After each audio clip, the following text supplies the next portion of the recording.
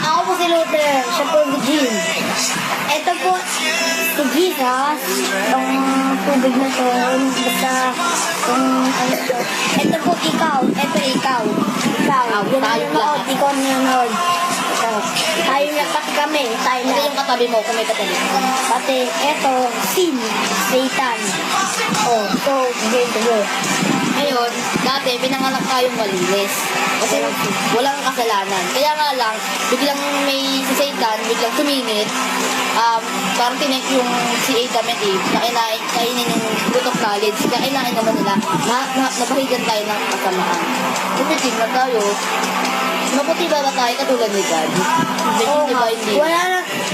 walang kasalanan si God. Pero eto, marami tayong kasalanan. Lying, cheating, hopya, stealing, nanakaw, killing, mapatay. Ano pa mga kasalanan? kahit anong mga kasalanan. So, tatanggapin ka ni Jesus kung ganito ang sin mo, kung ganito ka itim ang sin mo. Kasi Jesus maputi, paano mo na yung mas dahil masama ka, para marami kang sin.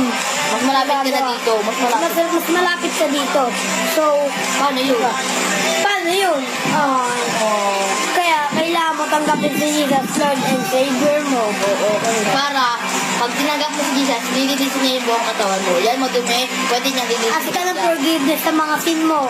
Etong dumi na to, nilinis to. At kahit anong Ang sabihin mo, Jesus, sorry po sa mga kasalanan ko, sa lahat. lahat, At pag tinanggap mo siya, as Lord and Savior mo, lilinisin ka niya muli. nililisin ka niya muli. Alam mo? Yan, yan na si Jesus. Nililinis ka na ni Jesus. So, eto ka na ngayon. Linis na ulit. Nalinis ka na ulit. Pure na. Then, nag-ask ka ng forgiveness kay Jesus as Lord and Savior, malinis ka lang. At Kahit na di ka kahit nakakasal. nagkakasala ka, hindi ka natatablan ng mga sala mo na yun. Bakit pansin mo sa taas humilitin, nagkakaroon tayo ng kasalanan, dumudumi tayo, pero nililinis din tayo ni God. Nililinis ka tayo ni God, tinanggap ka natin siya. Kasi nasa banda na si God sa katawan natin. Yun na. Sa spirit. Pero kailangan, humingi pa rin tayo ng tawad. Tumutok po yung isa. Oil. Diba? Kaya talaga hindi ito tatablan sa itin sa atin. Magpetawad na siya. Kaya tayong talunan ni Jesus, ang isang maliit na Satan. Maliit lang kay Jesus yan. Oo.